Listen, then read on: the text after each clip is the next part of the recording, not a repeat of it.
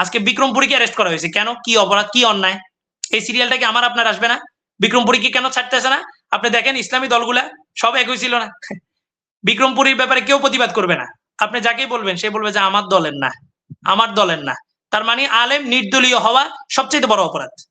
এই কারণে আলেমরা আজকে নির্যাতনের শিকার হইতেছে। আর এই জন্যই আমরা এই সমস্ত ইসলামী দলগুলোর বিরোধিতা করি, যে সবকিছু বাদ দিয়ে এক প্ল্যাটফর্মে সবাই থাকবে। 2013 সালে যে আন্দোলন হয়েছে, এত বড় আন্দোলন কেউ করতে পারবে বাংলাদেশের ইতিহাসে? কেউ পারছে আগে কোনোদিন? এই আন্দোলন কোন রাজনৈতিক দলের ভিত্তিতে হয়েছে? অরাজনৈতিক একটা সংগঠন একটা ডাক দিয়ে পুরো বাংলাদেশ কাঁপায় দিছে। তাহলে কেন আপনার ইসলামী রাজনীতির নাম দিয়া এই সমস্ত ইসলাম বিকৃতি কইরা ইসলামের কি কি লাভটা হয়েছে বলেন? এই যে এতগুলো আলেম মাজলুম হইলো, কই কোন দল কি ভূমিকা রাখতে পারছে? এখন তো বিরোধী দল। এতদিন তো বলছে ক্ষমতায় গেলে বহু কিছু করবে, এখন তো বিরোধী দল, নিজেদেরই দল নিয়ে টানাটানি চলতেছে। আমাদের এই সমস্ত আলেমদেরকে নিয়ে কে কথা বলবে? কেউ কথা বলতেছে না।